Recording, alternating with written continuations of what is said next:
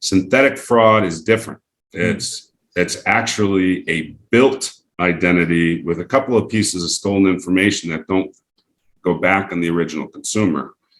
The fraudsters bill a synthetic identity, and I don't know if most people are aware, but if I put a name and address and social security number in, and I say, okay, give me this person's credit report.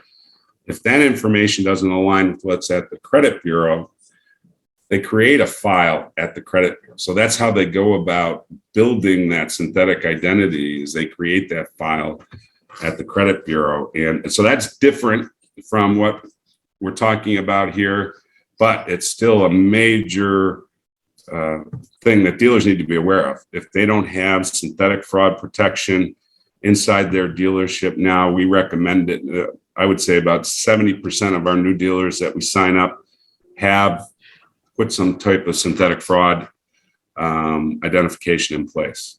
It's kind of a build-a-bot, it's Yes. creating a different reality, or completely different, a person that doesn't really even exist. Oh, and they're patient. They'll wait 18 months to 2 years before they do what they call the breakout. I think that's what it's called, breakout cash out. But when they just build up their credit, build it up, then they go in and buy major purchases at the end of that breakout, bust out. I think it's called bust out at the end of that 8 months, 2 years.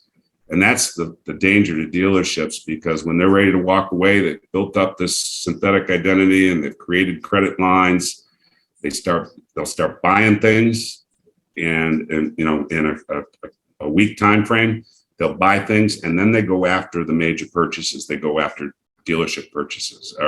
We have a synthetic fraud protection product, and it's caught fraudsters trying to buy cars. And a couple of times when the fraudster's trying to buy a car, he's got 3 other ones that he just bought with that same identity down the road in a parking lot. And they'll grab him and they'll find the other vehicles that he just recently purchased with that synthetic identity. So that's the danger to dealers, is because they're getting taken right at the time of the exit plan, and the guy disappears with all the stolen merchandise. And the dealer, depending on the dealer, is often responsible for that car, right? The lenders, oh, you didn't, no, you got to pay for that. That's your loss, not ours, not the lenders.